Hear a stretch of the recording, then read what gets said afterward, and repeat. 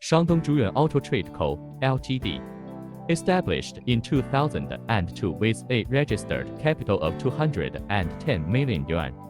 Is a senior semi-trailer manufacturer and engineering vehicle export supplier.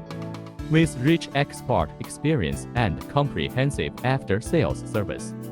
Our company is a comprehensive company integrating industry and trade, and is a designated semi-trailer production enterprise approved by the Ministry of Industry and Information Technology of China, covering an area of approximately 180,000 square meters, with over 600 employees.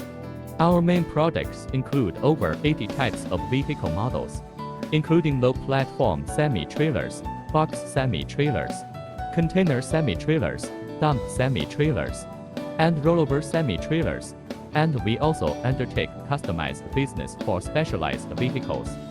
Our products have been welcomed by more than 100 countries in Europe, Africa, the Americas, Australia, Southeast Asia, Central Asia, the Middle East, and have gained many long-term stable cooperative customers.